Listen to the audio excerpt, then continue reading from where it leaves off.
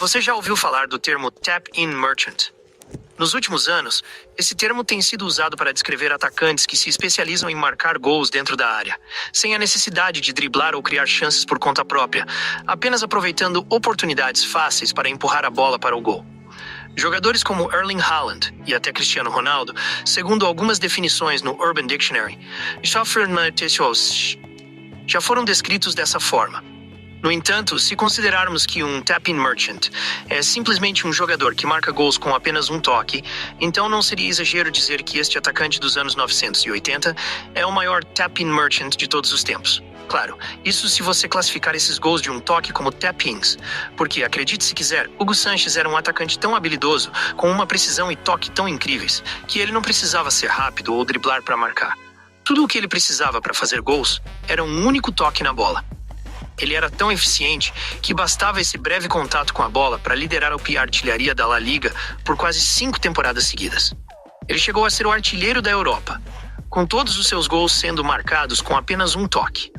E, se você somar os prêmios Pichichi de Ronaldo, Luis Suárez, Karim Benzema e Samuel Eto'o, ainda não ultrapassaria o número de troféus de artilheiro que Hugo Sánchez conquistou.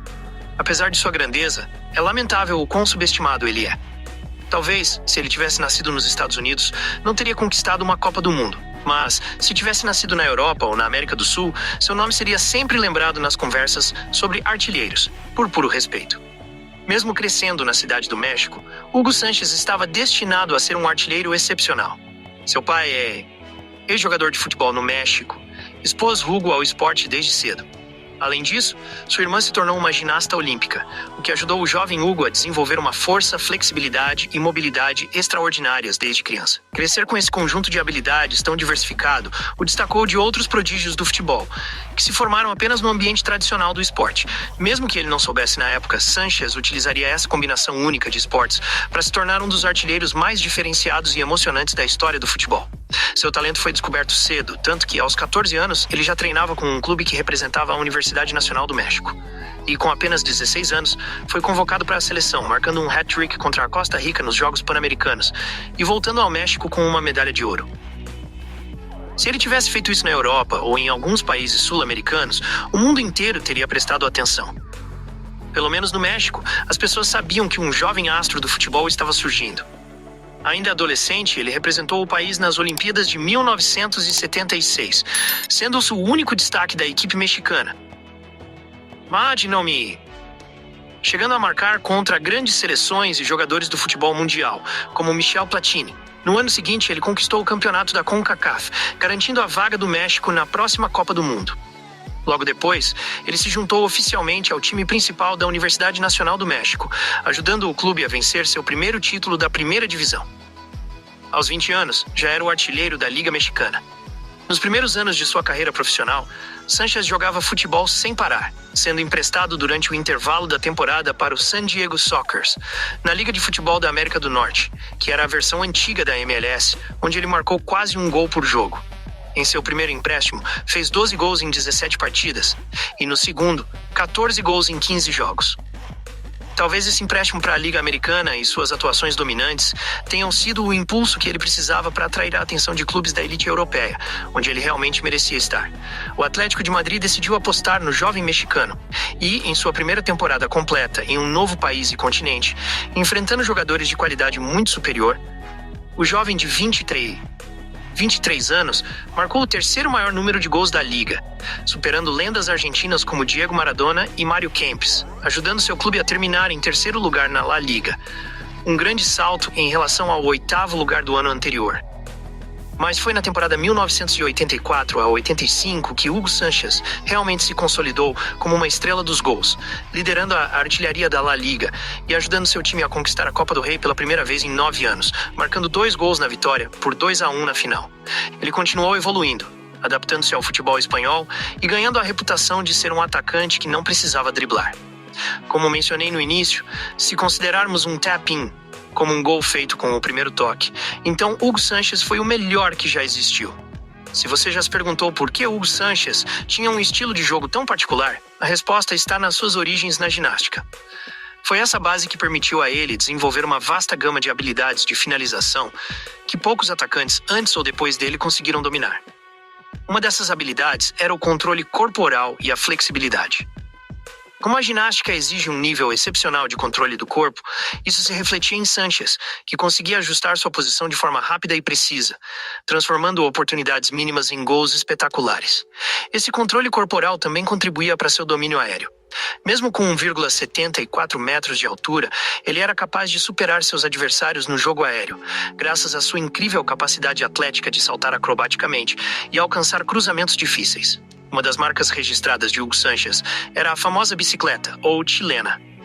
Seu talento acrobático o tornava um dos mais habilidosos nessa jogada. Seu equilíbrio e controle aéreo, combinados com sua flexibilidade, faziam dele um dos mais precisos jogadores a executar bicicletas.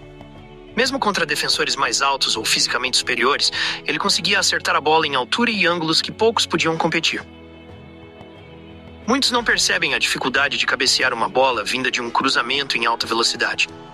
Exige um posicionamento e equilíbrio perfeitos, além de manter o foco constante na bola. Durante minha carreira, por exemplo, cabecear era uma das minhas maiores dificuldades. Mas, claro, tudo isso requer um senso de tempo excepcional, algo que Sanchez dominava. Ele sabia exatamente onde estar no campo e como posicionar seu corpo, fosse para um salto, um voleio ou para aproveitar uma segunda chance. A combinação de timing e posicionamento corporal de Sanchez o tornava imprevisível para os defensores, que muitas vezes perdiam sua marca devido ao excelente movimento sem bola. Ele surgia de repente no jogo, e quando os defensores percebiam, já era tarde demais, a bola estava no fundo da rede. Foi sua habilidade acrobática, adquirida na ginástica, que o levou a popularizar o mortal para trás como comemoração de gol. Assim como um ginasta finaliza sua apresentação com uma pose impressionante, Hugo celebrava seus gols de forma espetacular e envolvente. No entanto, sua base na ginástica não seria suficiente sem um grande talento futebolístico. Hugo Sanchez tinha um dos melhores domínios de bola entre os atacantes. Embora seu drible não fosse tão icônico quanto o de Ronaldo Fenômeno, seu primeiro toque na bola era impecável. Ele conseguia colocar a bola onde queria, fosse ao receber um passe, um desvio ou uma bola vinda do alto. Seu toque inicial, muitas vezes, se transformava em um chute perfeito para o gol. Sua capacidade de finalização, inclusive em cobranças de falta, era extremamente técnica. Ele sabia como colocar a bola por cima dos defensores e no canto do gol, além de ter uma precisão absurda em cobranças de pênalti, convertendo 73 de 75 tentativas em sua carreira, uma taxa de sucesso de 97%. Após sua primeira temporada como artilheiro da La Liga, vencendo o troféu Pichichi, vários clubes lutaram para contar com ele em suas equipes, incluindo grandes times como o Bayern de Munique. A maior disputa foi entre Barcelona e Real Madrid. Mas a transferência de Sanchez para o Real Madrid gerou uma grande polêmica entre os torcedores do Atlético de Madrid, que acusaram a diretoria de negociações diretas com seu maior rival. Para apaziguar a situação, foi feita uma negociação envolvendo vários clubes, até que ele foi vendido ao Real Madrid por um valor ainda maior. E o investimento valeu a pena. Com a chegada de Hugo Sanchez na temporada 1985-86, o Real Madrid conquistou 5 títulos consecutivos da La Liga. Um domínio tão grande que só foi interrompido pelo lendário time dos sonhos de Johan Cruyff, no Barcelona. Sanchez ganhou o troféu Pichichi por 3 temporadas consecutivas, e se considerarmos sua última temporada no Atlético de Madrid, foram 4 conquistas seguidas, um recorde que só foi superado por Messi anos depois. Após uma temporada em que terminou como o segundo maior artilheiro, Hugo Sanchez voltou ao topo, vencendo seu 5º e último troféu Pichichi e a chuteira de ouro como o maior artilheiro da Europa, com 45 gols em 47 jogos. O mais impressionante dessa temporada foi que 38 desses gols foram marcados com apenas um toque, um feito raríssimo no futebol. Se não fosse pela temporada em que ficou em segundo lugar, ele poderia ter estabelecido um recorde inacreditável de 6 pichichis consecutivos. Durante suas 7 temporadas no Real Madrid, Hugo Sanchez conquistou 5 títulos da La Liga, uma Copa do Rei e uma Copa da UEFA. Foi apenas em sua última temporada no clube, aos 35 anos, que ele começou a mostrar sinais de desgaste. Mesmo assim, ainda liderou o México até a final da Copa América de 1993, marcando 2 gols na semifinal antes de perder para a Argentina. Mesmo com o México não sendo uma potência em torneios internacionais, Sanchez se destacou como o maior orgulho do futebol mexicano, sendo o primeiro jogador a levar o talento de seu país a um nível de respeito mundial. Ele encerrou sua carreira com um total de 515 gols e é amplamente reconhecido como o maior jogador mexicano de todos os tempos. Se inscrevam no canal, ativem o sininho e não se esqueçam de mandar para todo mundo também que esse ano tem bastante vídeo.